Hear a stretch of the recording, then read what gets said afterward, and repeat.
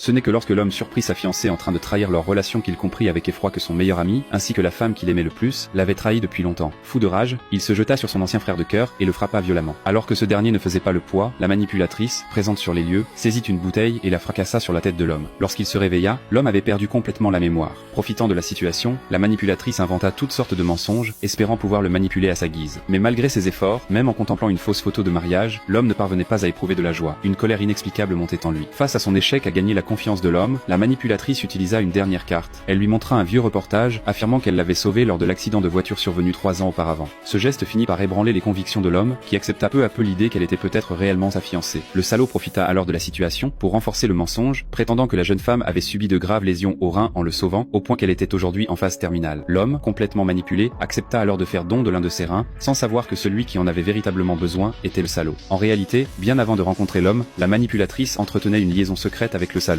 Leur plan était bien rodé. Elle avait délibérément causé un accident de voiture pour attirer l'attention de l'homme et obtenir un rein compatible pour le véritable destinataire, son amant. Ce qu'ils ignoraient, c'est que l'homme était en vérité l'héritier d'un puissant conglomérat, qui avait volontairement caché son identité pendant 3 ans. C'était un test orchestré par ses parents pour évaluer la sincérité de la jeune femme. Ce jour-là, la sœur de l'homme arriva avec une bonne nouvelle. Ses parents venaient enfin d'accepter la manipulatrice. Rempli de joie, il s'empressa de retrouver la manipulatrice pour lui annoncer la nouvelle, mais tomba sur la preuve irréfutable de sa trahison. Le destin, cruel et ironique, faisait que, malgré tout, sa mémoire effacée l'empêchait de distinguer la vérité. Le jour de l'opération arriva. Lorsqu'on demanda à la manipulatrice si l'homme devait être anesthésié, elle refusa catégoriquement, souhaitant qu'il meure sur la table d'opération, afin qu'aucun obstacle ne se dresse plus entre elle et le salaud. Alors que l'homme était sur le point d'être opéré, il remarqua que la supposée patiente ne portait pas de tenue médicale, ce qui éveilla chez lui un soupçon. Mais malgré ce doute, son obsession amoureuse prit le dessus. Il entra dans la salle d'opération, déterminé à aller jusqu'au bout. Tandis qu'elle se tenait à l'extérieur, elle entendit les cris déchirants de l'homme, qui subissait l'opération sans aucune anesthésie. Pourtant, elle ne ressentit aucune culpabilité. Après l'intervention, de retour chez lui, l'état de santé de l'homme se détériorait de jour en jour. Il crachait souvent du sang. Pendant ce temps, la manipulatrice et le salaud profitaient de la situation, traitant l'homme comme un simple domestique, le faisant courir à leur moindre désir. L'homme, naïf, ne soupçonnait rien. Un jour, alors qu'il était sorti faire des courses, il tomba sur sa sœur. Celle-ci le reconnut immédiatement et s'étonna de le voir si amaigri. L'homme, toujours amnésique, la prit pour une amie d'enfance. Il déclara qu'il allait bien et expliqua que la jeune femme avec qui il vivait l'avait sauvé après un accident et qu'elle lui montrait beaucoup d'amour. Il ajouta qu'il devait rentrer rapidement car sa sœur, en parlant de la manipulatrice, l'attendait pour préparer le repas. De retour chez elle, la sœur raconta toute l'histoire de l'accident et de la fausse héroïne à leurs parents. La mère, prise de remords, regretta profondément d'avoir mal jugé la jeune femme, pensant s'être trompée à son sujet. Elle décida alors de préparer une dot plus importante pour accueillir la manipulatrice comme belle-fille, sans savoir qu'au même moment, leur fils découvrait une nouvelle fois la vérité.